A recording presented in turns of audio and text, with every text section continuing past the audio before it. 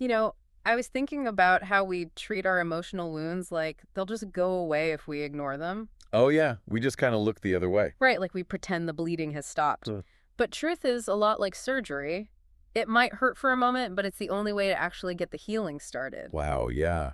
That is so true. Because think about what happens biologically when you have a deep physical infection. It's not pretty. No, it's not. Yeah. If you just slap a bandage over a festering wound and pretend everything is fine, you aren't curing the infection. You're just hiding it. Exactly. You are simply hiding the damage from the outside world while giving the bacteria like the exact conditions they need to multiply. Yeah, you're giving it this perfectly dark, protected, oxygen-deprived environment to just thrive. Right. The white blood cells are dying, the tissue is becoming necrotic, and the infection is quietly preparing to spread systematically through your entire bloodstream. It's terrifying when you think about it that way. And we see this reality manifest emotionally and spiritually all the time. All the time. As leaders at the Crosstalk Cafe here in South Park, we've walked this road of recovery ourselves, and we walk it alongside so many others. Yeah, we do. We walk it alongside you, listening right now. We understand that profound, almost overwhelming instinct to avoid the surgeon's table. It's a natural instinct. Right. I mean, we understand why you want to turn away from the truth of what you are carrying, because the truth is sharp. Yeah. It is a scalpel. It cuts away the dead tissue, and that cutting registers as pain. It hurts. It really does. But refusing the surgery out of a desire to avoid temporary pain doesn't keep you safe. It it basically guarantees that the emotional and spiritual injuries you're carrying will eventually consume your entire life. And that is really the core mission of what we are doing here today. We are having a heart-to-heart conversation with you about the harsh but, beautiful reality of facing truth. Ow. We want to sit down with you right where you are and explore that terrifying breaking point, that moment when you finally realize that the pain of staying sick has become vastly worse than the fear of getting well. That breaking point is huge. It is, Yeah. because the avoidance, that protective wall we build around our addictions, our trauma, our hidden habits, it feels like a shield. It really does feel like self-preservation. Right. It feels like we are doing the smart, resilient thing by just pushing the hurt down, gritting our teeth, and carrying on with our lives. Like we're being strong. Yeah, but that avoidance is the very mechanism worsening the infection. It is the ultimate psychological deception, which brings us to the absolute foundation of recovery, what we call Principle 1. Principle 1. Right. Principle 1 is the acknowledgement that we have been living in a state of profound denial about our hurts, our hang-ups, and our habits. And denial is just so powerful. Oh, it's incredibly insidious because of the illusion of safety it creates. We adopt this completely false belief that if we refuse to acknowledge the problem, it somehow loses its power to destroy us. Like if we don't look at it, it's not there. Exactly. We build this cognitive fortress and convince ourselves that the walls keep the danger out, when in reality, the walls are trapping the danger inside with us. I wonder if denial isn't just a glitch, though. What do you mean? Like, I look at human behavior and I have to ask, isn't denial actually an evolutionary survival mechanism? Oh, sure. Right. When a person experiences a massive physical trauma, the body often goes into shock to numb the immediate pain so the person can, run away from the tiger, so to speak. Right. It seems like emotional denial is the brain's way of putting us into psychological shock. That makes total sense. We think, if I admit how much that betrayal destroyed me, I won't be able to get out of bed and go to work. Yep. If I admit I can't stop this habit, my entire self-image shatters. So the brain steps in and says, let's just not look at it. It feels like the brain is actively trying to save us. And the brain is absolutely trying to save you in the short term. Yeah. You are describing the exact mechanism of cognitive dissonance and emotional shock. Okay, so it is a protective thing initially. Yes. When the reality of a trauma or an addiction threatens your core identity, the brain's default mode network just throws up a firewall. Wow. It suppresses the overwhelming emotion so you can continue to function biologically. You can still go to work, you can still make dinner for your kids, pay your bills. You can just keep moving. Right. But the problem is that this mechanism was designed for acute short-term survival, not chronic, long-term living. Oh, that's such a crucial distinction. It is. When you take a hurt, a resentment, or a deep-seated fear, and you lock it away in the dark room of denial for years, it doesn't wither away, it ferments. It acts as an incubator. Exactly. The psychological energy required to keep that firewall up is immense. And while the problem sits in the dark, it multiplies. The incubator concept makes so much sense because, well, an incubator provides optimal conditions for growth, right? Warmth, darkness, isolation. Exactly. And while this toxic secret is multiplying in the dark, the external weight of it begins to crush us. We start carrying these unbearable, compounding layers of guilt and shame. And those are two very different things. Right. They act very differently on the human psyche. Guilt is the heavy realization of your actions. Guilt says, I made a terrible mistake. I hurt someone. I broke my own moral code. Right. Guilt focuses on the action, but shame targets the identity. Yes. Shame is like the toxic mutation of guilt. Shame says, I didn't just make a mistake, I am a mistake. Wow. That's a heavy burden to carry. This is crushing. Shame tells you that if anyone truly knew what was inside this incubator, they would be fundamentally disgusted by you. That fear of being found out. Yes. And neurologically, carrying shame keeps your body in a constant state of low-grade fight or flight. Your cortisol levels just stay elevated.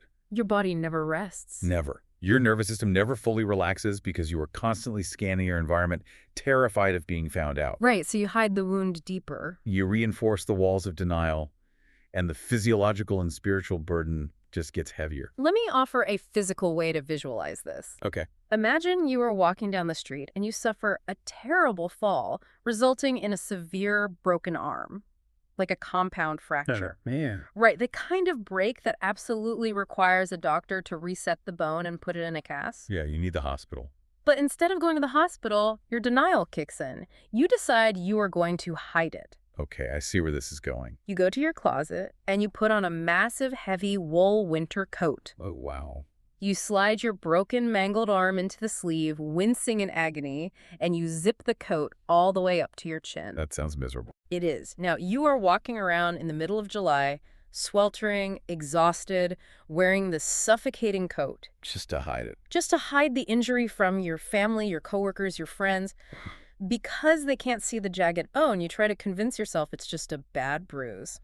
But underneath? Underneath that heavy wool, the bone is experiencing what doctors call a malunion.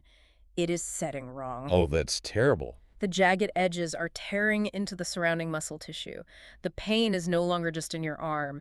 It is quietly radiating through your entire nervous system, affecting your posture, causing blinding headaches, and destroying your ability to sleep. A malunion of the spirit. That is a brilliant way to understand it. Yeah, it really captures it. You are walking around in the sweltering heat of your daily responsibilities, sweating under the weight of this suffocating winter coat, all to maintain the illusion that you are perfectly fine. And it takes so much energy. But the tragic irony of the heavy coat is that it rarely fools anyone. The people who love you usually know something is deeply wrong. They see you wearing a winter parka in the dead of summer. They see the sweat. They see the physical exhaustion. Yeah. They notice how you snap at small inconveniences. They see you wincing every time someone bumps into you. But you won't admit it. You are so fiercely committed to the denial, so terrified of the shame, that you refuse to let anyone look at the arm. Because taking off the coat means exposing the deformed, broken limb. And exposing it means someone is going to have to touch it. Yes. Someone is going to have to grasp that bone and physically break it again to set it right. That brings us right back to the surgery metaphor. It does. Letting the great physician examine that broken bone is going to cause a sharp, blinding moment of sheer agony. It will require confronting the reality of the damage, which is excruciating. Yeah. But we have to differentiate between the pain of decay and the pain of healing. Okay, tell me more about that. Well, the pain of keeping the coat on is the pain of necrosis. It is the slow, rotting death of your potential, your relationships, and your peace. It's a useless pain. Exactly. The pain of the surgery is a controlled trauma. When a surgeon makes an incision, they are causing trauma to the tissue, but it is a trauma with a permanent restorative purpose. It has a goal. Right. When you finally unzip that heavy coat of denial, when you pull your arm out and look at your hurts, your hang-ups, and your habits under the blinding sterile light of truth, it is going to ache profoundly. It's gonna hurt. But that ache is the prerequisite for circulation returning. It is the only way to establish a foundation for structural, lasting health. This raises a massive question about human psychology, though. What's that? If the coat is suffocating us, And the malunion of the broken bone is sending radiating agony through our entire body. What keeps the coat zipped up? That's the million-dollar question. Right. Why is it so incredibly difficult for a human being to simply raise their good hand and say, I am hurt, I am broken, and I need help? It comes down to a fundamental equation in the realm of mental health and recovery, what we call the pain-fear ratio. The pain-fear ratio. Yes. Human beings are biologically and psychologically wired to maintain homeostasis. We desperately want to maintain the status quo. Even if it's killing us. Even if the status quo is slowly killing us, simply because the status quo is predictable. The unknown is registered by the brain as a literal threat to survival. So we cling to what we know. We only become ready to complete Principle 1. We only become willing to step out of denial when the daily compounding pain of staying exactly as we are finally becomes greater than our visceral fear of changing. The moment the pain surpasses the fear, that is a razor-thin threshold. It really is. But I have to push back on the nature of this threshold. Okay, let's hear it. Why does human nature seemingly require us to reach absolute catastrophic misery before we accept help? It's frustrating, isn't it? It is. Are we just stubbornly wired to tolerate the intolerable? It seems so tragic that a person has to lose their marriage, their job, or their health hitting what people call rock bottom before they are willing to simply take off the coat. It is deeply tragic, but it is rooted in how our nervous systems process chronic versus acute stress. It is a phenomenon known as sensory adaptation or habituation. Habituation, okay. If you walk into a room that smells like smoke, your brain registers it immediately as a threat. Right, you notice it right away. But if you stay in that room for an hour, you stop smelling the smoke. Your brain adapts to the environment to save processing power. Wow. The same thing happens with emotional pain and destructive habits. The daily chronic pain of an addiction or an unhealed trauma is something we learn to accommodate. You just get used to it. We change our psychological stride to accommodate the limp.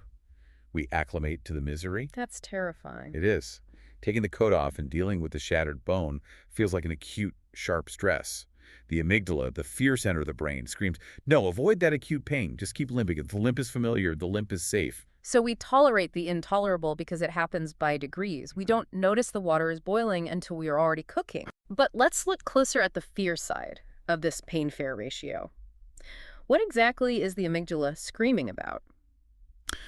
Well, I mean, we are afraid of the pain of the surgery, yes, but I think it goes much deeper than physical or emotional discomfort. I think we are terrified of ego death. Oh, absolutely. Ego death is a huge part of it. If I have spent the last 15 years defining myself by my ability to hold my family together, to be the strong one, what happens when I admit that I am actually self-medicating just to get through the day? Right. Who are you then? Exactly. Who am I without this armor? Who am I without this habit that has served as my coping mechanism, my secret escape, my closest companion for a decade? You are hitting on the deepest terror of the human experience, the loss of identity. It's terrifying. Stepping into the unknown of recovery feels like stepping off a cliff in the pitch dark, because you are being asked to abandon the very survival strategies that have kept you functioning. The things that kept you alive. Yes. You have built an entire architecture of self around your denial. The fear is a towering wall of judgment. Oh, the judgment. You are terrified that if you tell the truth, your spouse will leave you, your church will ostracize you, your friends will pity you. That they won't look at you the same way. Right. You harbor a secret, terrifying suspicion that you are fundamentally unfixable and that going through the surgery will just confirm that you are a hopeless case. That fear weighs thousands of pounds. So the tipping point, that elusive moment of breathing through, only occurs when the chronic pain finally spikes so high, so sharply, that the brain's habituation fails. Yes, the habituation has to fail. The brain can no longer ignore the smoke because the house is fully engulfed in flames. The limp becomes a complete physical and mental collapse. When the compounding cost of maintaining the denial finally bankrupts your spirit. Or it bankrupts your spirit, wow. When the exhaustion of hiding eclipses the terror of being seen. And I want to ask you, the person listening right now, to evaluate your own ratio today. It's a crucial question. Think about the specific hurt or habit you have been hiding. Where does the balance sit right now? Is the fear of what people might think, the fear of the hard emotional labor, the fear of the scalpel, is that fear still outweighing the suffocating exhaustion of your daily life? Or are things shifting? Right. Are you beginning to feel the tectonic plates shift as the pain of carrying that heavy winter coat finally become too heavy for your legs to support? That's a heavy realization. Recognizing that your pain has finally surpassed your fear is not a moment of defeat. It is the beginning of a miracle. It is the moment the armor cracks and the light finally gets in. And, we don't have to guess what this exact tipping point looks like. No, we don't. This isn't just a modern psychological theory developed in a clinical laboratory somewhere. This is a visceral, deeply human experience that stretches back through all of recorded history. We see the raw reality of this threshold beautifully documented in God's Word. Specifically, when we look at the life of David. Yes, David. David provides the perfect case study. Here's a man who understood the crushing pressure of maintaining an image. He was a king. A king, a celebrated warrior. He was the leader of a nation, constantly in the public eye. He had every earthly reason to keep his heavy coat zipped tightly. He had everything to lose. Exactly. He had the resources to maintain his denial, to silence his critics, and to bury his failures. Yet we see his absolute devastating breaking point in Psalm chapter 6, verses 2 and 3. In these verses, we are essentially reading the private journal of a man whose pain has definitively surpassed his fear. The habituation has failed him. He can no longer maintain the illusion of control. He is forced to stare directly into the reality of his own spiritual and physical decay. Now, what does he write? He writes, "Have mercy on me, Lord, for I am faint. Heal me, Lord, for my bones are in agony. My soul is in deep anguish. How long, Lord, how long?" Let the sheer weight of those words settle in your mind. Have mercy on me, Lord, for I am faint. Heal me, Lord, for my bones are in agony. My soul is in deep anguish. How long, Lord, how long? It's so raw. This is not a polite, composed, theologically polished prayer delivered in a quiet sanctuary. This is a guttural cry. It's desperation. This is the sound of a human being collapsing under the unbearable density of his own reality. And the phrasing he uses is incredibly clinical, almost diagnostic. Very diagnostic. He doesn't just say, "I am experiencing sadness." He starts with, "I am faint." He is noting a total depletion of his physical energy reserve. That's awesome. He goes further and says, "My bones are in agony," and then he immediately links that physical torment to his internal state. "My soul is in deep anguish." That direct connection between the bone and the soul is profound. It really is. David's agony of the bones and his deep anguish of the soul perfectly describe what modern science now understands about the psychosomatic nature of trauma and emotional struggles. Yes, how the body stores it. For a long time, society tried to separate the mind and the body, treating them as two entirely disconnected systems. But they are completely intertwined. You can't separate them. When you are carrying a massive, unaddressed emotional burden, when you are living in a state of rigid denial, the stress doesn't just float harmlessly in your thoughts. It takes up physical residence in your biology. The body keeps the score. The body absolutely keeps the score. The physical and emotional toll that unaddressed pain takes on a human being is catastrophic. It breaks you down. Emotional denial requires the continuous release of stress hormones. Over time, this chronic physiological arousal manifests as physical exhaustion. Your adrenal glands fatigue. You're just constantly drained. Your immune system is suppressed, making you constantly sick. You develop chronic muscle tension, debilitating migraines, gastrointestinal disorders. So when David says his bones are in agony, he might be describing the literal inflammatory response of a body pushed beyond its limits by psychological stress. wow. It takes an immense, quantifiable amount of caloric and neurological energy to repress trauma, to suppress guilt, and to maintain a facade. You are quite literally burning your body's essential resources just to keep the truth locked in the incubator. Exactly. So when David cries out about his bones and his faintness, he is describing the inevitable physical collapse that occurs when the mental health struggle can no longer be contained by sheer willpower. The coat has become too heavy for the skeleton to bear. It's crushing him. But there is a specific part of David's cry that always makes me pause and wonder about his state of mind. Which part? When he screams, "How long, Lord, how long?"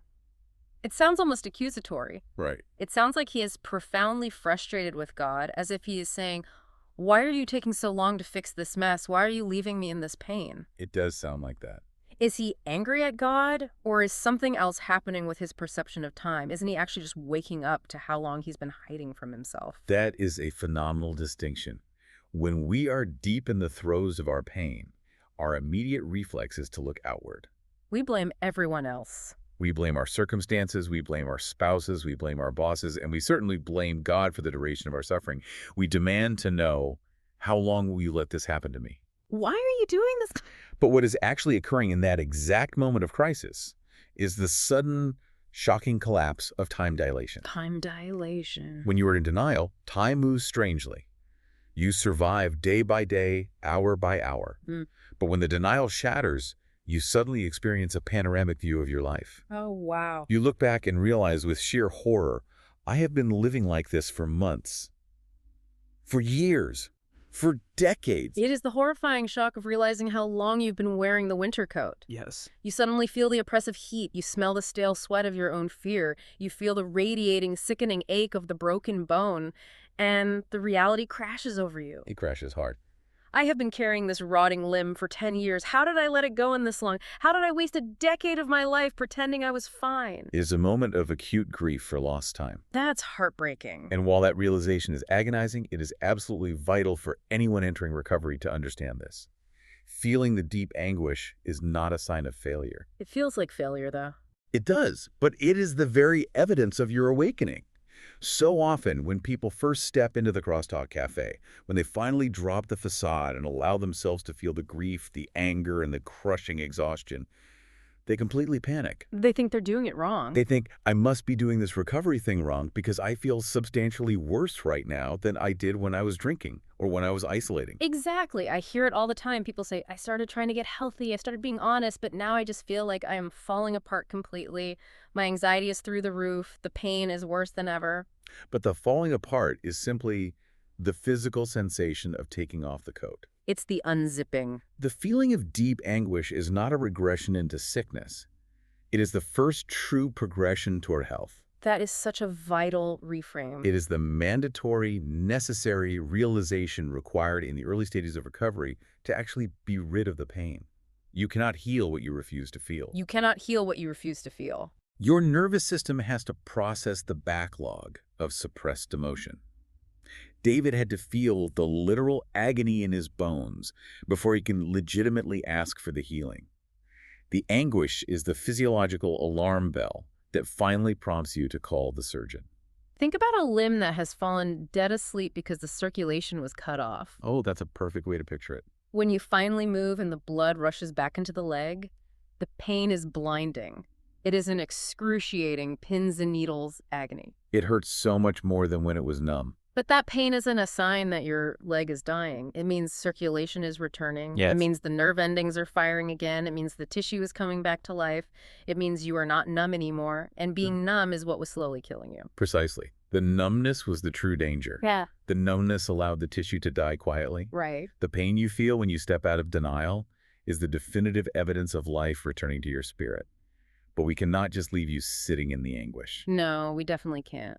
We cannot just spend this entire time talking about the suffocating coat, the shattered bone, the terrifying surgery, and the returning pain without talking about the outcome. The hope. Because after sitting in the heavy, crushing reality of David's physical and mental anguish, we have to lift our eyes and look at what waits on the other side of the surgeon's scalpel. We have to move from the agony of the wound to the ironclad promise of the cure. The guarantee. Because the great physician does not perform the surgery of truth just for the sake of causing pain. He does not cut just to expose the rot. No, never. He performs the surgery for the express purpose of complete holistic restoration. And there is a profound, breathtaking promise found in God's word that speaks directly, intimately to the person who is sitting in that terrifying anguish right now. It is found in Jeremiah chapter 30, verse 17. Jeremiah 30.1 at some. And it says this, I will restore you to health and heal your wounds, declares the Lord, because you are called an outcast, Zion for whom no one cares. Let me repeat the first half of that. I will restore you to health and heal your wounds, declares the Lord. That's a promise. That is a definitive unilateral promise. It isn't a maybe. It isn't a conditional statement like, I will restore you if you perform well enough, if you clean yourself up, or if you promise never to make a mistake again. Right. There are no conditions attached. It is a divine guarantee of health and healed wounds. But it is the second half of that verse that absolutely shatters my heart and rebuilds it every time I hear it. Because you are called an outcast, Zion for whom no one cares. It is arguably one of the most beautiful, countercultural, and specific promises in all of Scripture. It really is. And to understand its weight, we need to deeply explore what it actually meant to be called an outcast in the historical context of Jeremiah and what it means for us today. Let's do that. In the ancient world, being an outcast meant you were physically exiled from the camp or the city.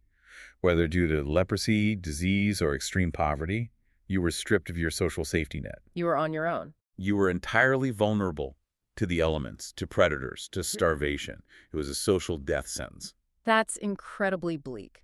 Today, the outcast experience is often less visible, but just as lethal. When we are trapped in the cycle of hurts, hang-ups, and habits, emotional isolation becomes our constant, suffocating companion. Mental health struggles and addiction are inherently isolating diseases. Inherently. They thrive in the dark of isolation, and they actively manufacture more isolation to ensure their own survival. Because of the toxic mechanics of guilt and shame we discussed earlier, guilt and shame are relentless voices that constantly whisper in your ear, convincing you that your brokenness is entirely unique. They tell you no one else could possibly understand. Exactly. They tell you that you are an outcast by your own doing. They tell you that you are fundamentally unlovable, that your needs are a burden to everyone around you. That you're just too much to handle. And that if your church, your family, or your friends truly knew the dark thoughts inside your head or the things you do in secret, they would recoil in horror. You become entirely convinced that you are someone for whom no one cares. Let me try to put a visceral picture to that specific feeling of being a modern outcast. Okay.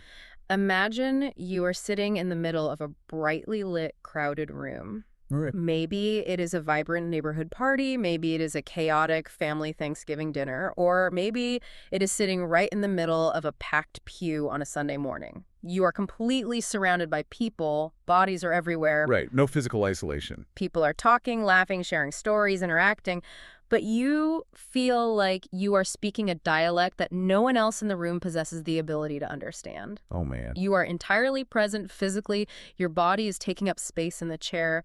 But the shame of your hidden habits, the overwhelming weight of the heavy coat you are wearing under your clothes completely isolates you from any genuine human connection. You're there, but you're not there. You can see everyone else experiencing joy, but you feel completely unseen. You are surrounded by hundreds of people, but you have never felt more agonizingly alone in your entire life. You have just described the exact phenomenology of alienation. It's such a heavy feeling. It is the experience of the modern outcast. The outcast today is not necessarily the person sleeping on the street outside the city gates. It is the person who is emotionally exiled by their own shame. Exiled from within. You smile, you nod, you answer, "I'm fine, how are you?" But inside, you are spiritually starving for someone, anyone, to recognize the specific language of your pain. You feel like a ghost haunting your own life. And the incredible, counterintuitive, almost scandalous beauty of Jeremiah 30.1 scene is the because. The because is everything. God doesn't say he will heal you once you finally figure out how to speak the language of the crowded room. He doesn't say he will restore you once you stop acting like an outcast and get your life together. He specifically, intentionally targets his promise of restoration toward those who feel utterly abandoned. He says, I will restore you because you are called an outcast. The theology of that because is staggering. It really is. Let that reality sink into your bones. The very thing that you believe definitively disqualifies you from love, your profound brokenness, your suffocating shame, your deep-seated conviction that you are an uncared-for outcast, is the exact specific credential that qualifies you for this promise of God's healing. It's the credential. God's economy of grace works in complete inversion to human merit. He is magnetically drawn to the outcast. He moves deliberately toward the brokenhearted. He's not looking for the healthy people. He is the surgeon who bypasses the healthy and specifically looks for the most complicated, festering, hidden, socially unacceptable wounds and says, right there, that is where I'm going to work my greatest masterpiece of restoration. It completely flips the entire script of human religion and self-improvement. We spend 90% of our daily energy trying to pretend we are not outcasts so that we can earn acceptance from our peers. We manage our image obsessively. We work so hard at it. And God looks at us and says, your acceptance begins the exact moment you admit you are an outcast. The exact moment. You don't have to hide the mangled, broken bone anymore. You don't have to pretend you understand the language of the crowded room. You can just sit down exhausted and say, I am the one for whom no one cares. I am the one wearing the heavy, dirty, rotting coat. And in that moment of total honesty, the great physician steps into the room. Which brings us to the ultimate practical crux of this entire conversation. Right, the application. We have bridged from the theological promise of restoration to the actionable step. We understand the biology of the festering wound. We know the neurological reality. We know the emotional reality of hitting the tipping point where the pain of staying the same surpasses the fear of changing. The pain-fear ratio. We have looked unflinchingly at the profound physical and emotional anguish of staying in denial. And we see the beautiful, guaranteed promise of restoration for the outcast. Now, what do we actually do with our physical bodies and our minds today? That's the key. We have the diagnosis. Right. We see the doors of the operating room standing open. How do we actually get ourselves onto the table? There is a mandatory, non-negotiable requirement of recovery. If we genuinely want to be rid of our pain, we must face it. Face it head on. We cannot skirt around the edges of it. We cannot intellectualize our trauma. We cannot just read psychology books about our habits and hope the knowledge cures us. We have to actually do the hard, gritty, somatic work of moving through the hurt in these early stages. We have to face it. And facing it means surrendering those festering wounds. Yes. We have to come to the profound realization that our best thinking, the very brain that created the denial to protect us, got us into this mess. Our own brains got us here. Our own strength, our own willpower is simply not going to get us out. We cannot perform the surgery on ourselves. The denial and the shame are structurally too heavy for us to lift on our own. That brings us to the core mechanism of the solution. Surrender. Surrender. Surrendering our lives, our wills, and our hidden wounds to Jesus Christ, who we recognize as the great physician. The ultimate surgeon. If we return to that surgery metaphor one last time, you are the patient with a systemic, life-threatening infection. You have finally realized you cannot treat it yourself with over-the-counter bandages. Band-Aids aren't going to work. You have finally taken off the suffocating coat. Now, you have to lie down on the stainless steel table, expose the rotting wound, and let the surgeon do his work. Jesus Christ is the one holding the scalpel. And he's the only one who can perform the surgery of truth perfectly. Yes, perfectly. Because human surgeons, even the most skilled and well-intentioned ones, make catastrophic mistakes. We really do. Human attempts at forcing truth can sometimes be brutal and traumatizing. People can use truth like a blunt weapon to bludgeon us. We've all experienced someone delivering hard truth in a way that just causes more damage. Oh, definitely. But the great physician uses truth like a microscopic, laser-precise scalpel to heal us. He perfectly, flawlessly balances grace and truth to cure the infection without killing the patient. That precise clinical balance is absolutely essential for survival. Truth without grace is just condemnation. It is a butcher's knife. It's just judgment. If God just cut us wide open and showed us all our rotting failures, all our selfishness, and all our destructive habits without offering a safety net of unconditional love, the sheer psychological shock of that truth would destroy us. We would bleed out on the table. We wouldn't survive it. But conversely, grace without truth is just medical negligence. It is enabling. Wow. If God just offered warm feelings of love and acceptance, but never actually addressed the lethal infection of our sin and our habits, we would die of the disease while feeling comfortable. Comfortable but dying. Jesus Christ brings both to the operating table simultaneously. The sharp, unyielding scalpel of truth to cut away the necrosis of denial, and the overwhelming, sterile, infinitely healing environment of grace to ensure that the wound is meticulously cleaned, bound, and structurally restored. But I have to stop and push back on the word surrender for a second. Okay, go ahead. Because in our modern culture, the concept of surrender carries an immense amount of negative baggage. It sounds entirely passive. Like you're giving up. It sounds like losing a war, waving a white flag, and throwing your hands up in pathetic defeat. It sounds like lying down and letting someone else do all the work while you just give up your agency. It does sound like that. But when we talk about letting the great physician perform this surgery of truth, when we talk about what actually happens in recovery, it doesn't feel passive at all. Honestly, Walking into that operating room, knowing with absolute certainty that the scalpel is going to hurt, and intentionally, voluntarily lying down on that table, that actually requires an incredible amount of active muscular courage, doesn't it? It requires the highest, most potent form of courage a human being can possibly muster. Yeah. I want to validate that completely. If you are listening to this right now and you are contemplating taking that step, you need to know that stepping out of the fortress of your denial and voluntarily climbing onto the operating table of truth is the absolute bravest thing a person can do. It's the opposite of defeat. Surrender in the context of recovery and faith is not a passive white flag of defeat. It is the active, fiercely courageous choice to stop fighting the wrong war. Stop fighting the wrong war. That is the exact phrase. Wow. You have been fighting a massive, exhausting war to maintain the illusion.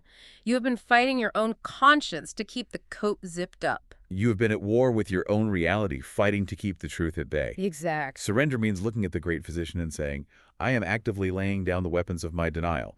I am making the conscious, terrifying choice to trust the surgeon with my life. That takes so much trust. It takes immense psychological strength to be that profoundly vulnerable. It takes staggering bravery to say, here is the ugliest, most infected, most shameful, horrific part of my life. I am giving it to you because I cannot carry it anymore, and I trust you not to destroy me when you see it. Wow. That is not weakness. That is the ultimate triumphant act of courageous trust. And the incredible, miraculous thing is the very moment you make that brave choice, the moment you enact that surrender, the healing process biologically and spiritually begins. Right then and there. The crushing pressure of the infection starts to relieve immediately. The heavy, sweat-soaked winter coat is gone. Yes, there is the soreness of the surgery. Of course.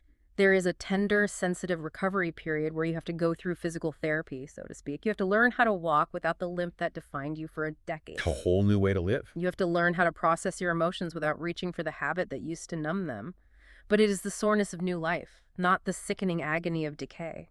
It is the exact difference between the pain of a muscle tearing and growing stronger because you subjected it to resistance training versus the pain of a muscle atrophying and wasting away because it is disease-ridden. One pain is productive, the other is destructive. One pain leads to incredible strength and mobility.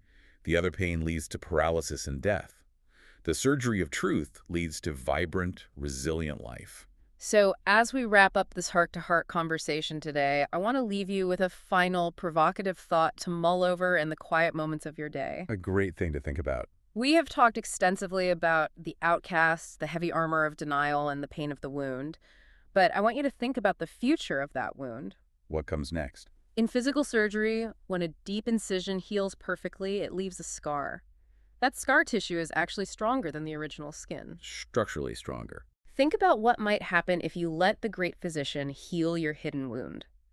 What if the very addiction, the very trauma, the very shame that you are terrified will disqualify you from love actually becomes the exact credential you use to help someone else survive? That is powerful. What if, a year from now, you are sitting in a crowded room and you see someone wearing that same heavy winter coat?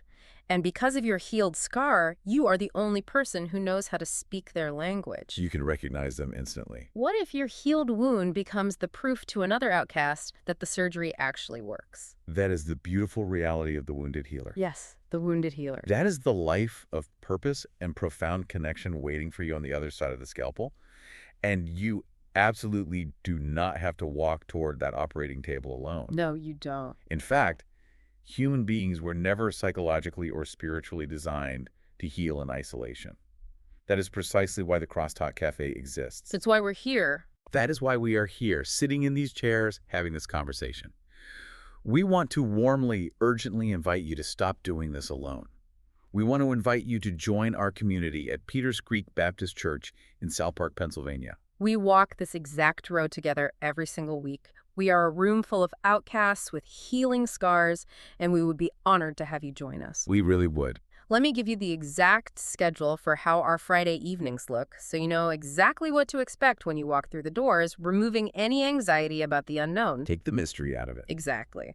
First, on the final Friday of each month only, we start with dinner in the social hall, from 5:15 to 6 p.m. 5:15 to 6. It is an incredibly relaxed, welcoming time to just connect, drop your guard, and break bread together. Then, every Friday evening at 6:30 p.m., we move into large group worship.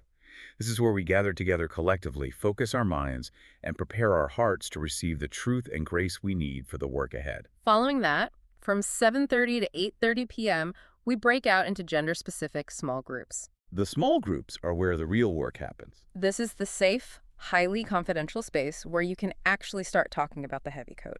This is where you can share your hurts, hang-ups, and habits with people who absolutely understand the language you are speaking, because they speak it too. And finally, from 8:30 to 9 p.m., we end the night together at the Crosstalk Cafe. The best part. It really is. It is a dedicated time for fellowship, a great cup of coffee, and dessert.